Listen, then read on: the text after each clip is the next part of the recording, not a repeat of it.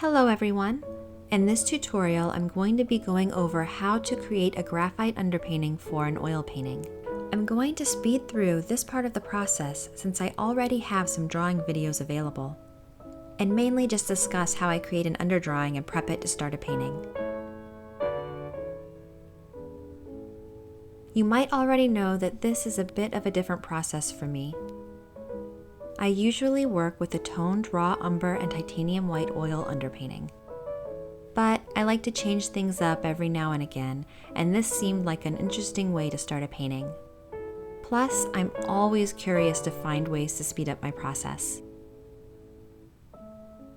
For this demo, I'm using an 8x10 smooth hardboard panel. The surface is very slick, but not so much so that the pencil won't adhere to the surface. I'm drawing with an Uni Kuratoga mechanical pencil with HB lead. If you aren't familiar with the pencil grading system, the H stands for hardness and the B represents the darkness of the lead. An HB pencil is pretty much right in the middle as far as these two things are concerned. Since I wasn't sure about how graphite would take to this surface, I wanted to play it safe.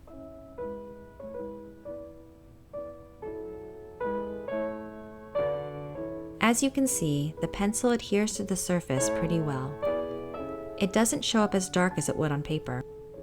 If I were to go back and do this again, I might go with a slightly darker pencil, maybe a B or 2B, which would show up darker and smudge a little more. When creating an oil painting, I always like to start with a preliminary drawing. This drawing acts as a guide for the subsequent layers of paint. Having a solid blueprint to work from is especially important as reworking an oil is both time-consuming and tedious.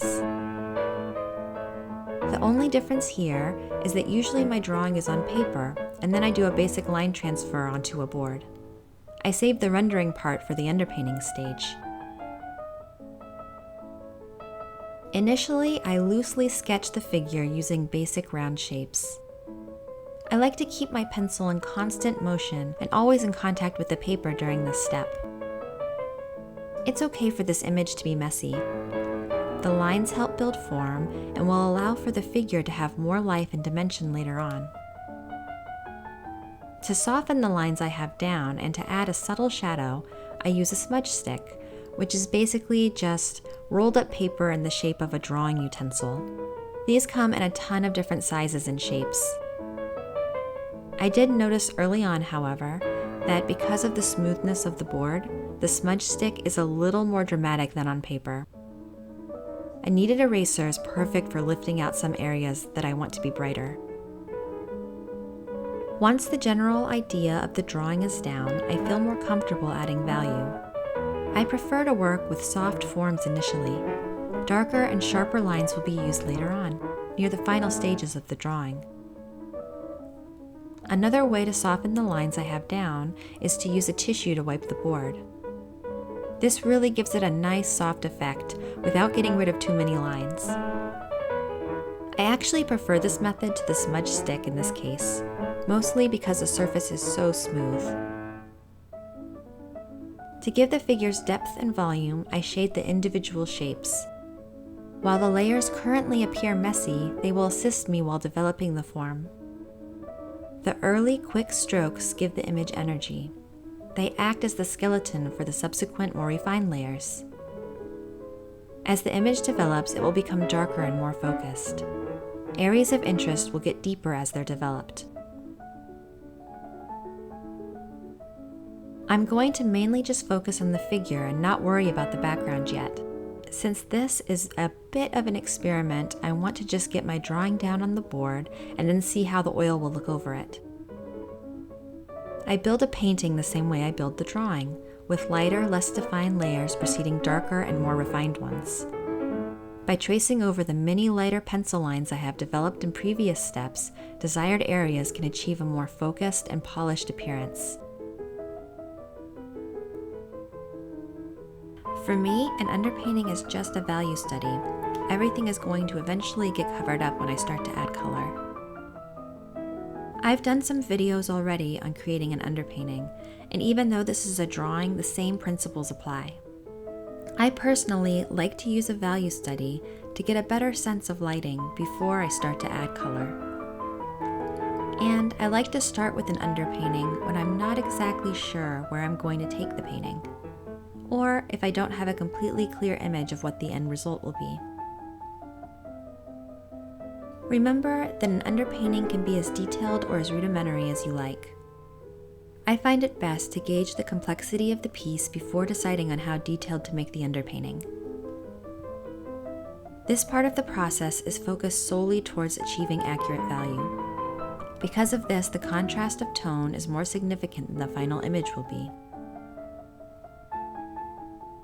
I'm most concerned with capturing the lighting effect. This stage of the painting acts as an important guide for subsequent layers. It's a good idea to plan ahead while working on an underdrawing. Sometimes you will find it best to exclude certain elements in this stage of your drawing. In this case, the final image will have some background elements, like the sky and butterflies and foliage, that I'm going to leave out of the underdrawing. I know when I start to add color, this detail will be lost anyway. It will be best for me to leave it out until the background has been mostly rendered. So this drawing was completed in about an hour and a half, a bit more quickly than if I were to do an underpainting. And the best part is, I can really start painting right away. So the next step is the most important if you plan on using this method. Seal your drawing. I use a workable fixative spray to seal everything before I start painting to be sure I don't wipe the graphite away in my first layer. Now that my drawing has been sealed and has dried, I can start to add color to the painting. This process is going to be pretty much the same as if I was glazing an underpainting.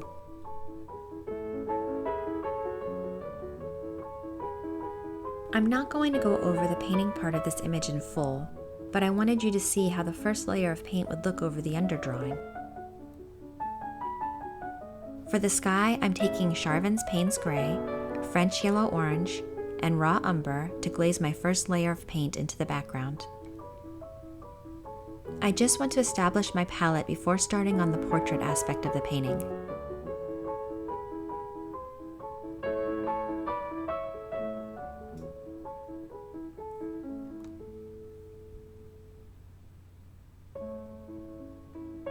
Next, I'm going to add some raw umber paint to the hair, and for the skin I'm using French Yellow Orange mixed with a tiny amount of Purple Madder Lake.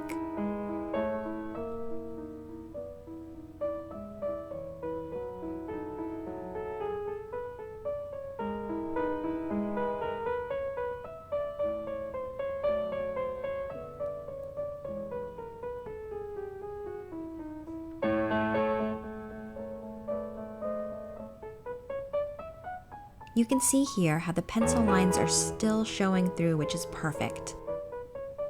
I can start to build my painting now without having to worry about losing too much of my foundational line work. It will eventually get completely covered up with paint, but for now this will help me get through the first few layers of the painting. I'm not using any medium in this stage yet. I want to get one full layer of paint down before I introduce any walnut oil alkyd.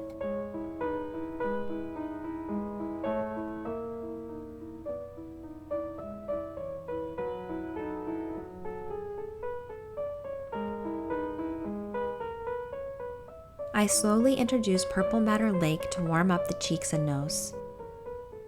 I have to say this is going a bit more quickly than I had initially thought. I'll probably add this method into my routine more often.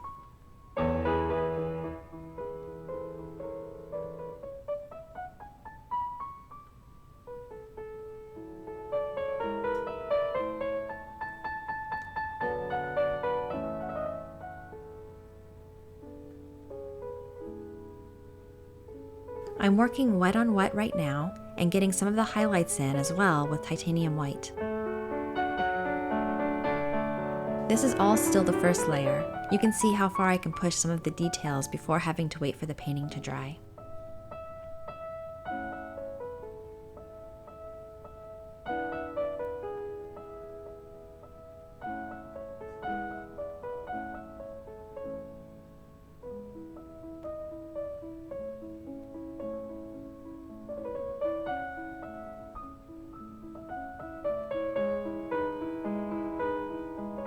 I hope you like this process and may think about trying it out yourself.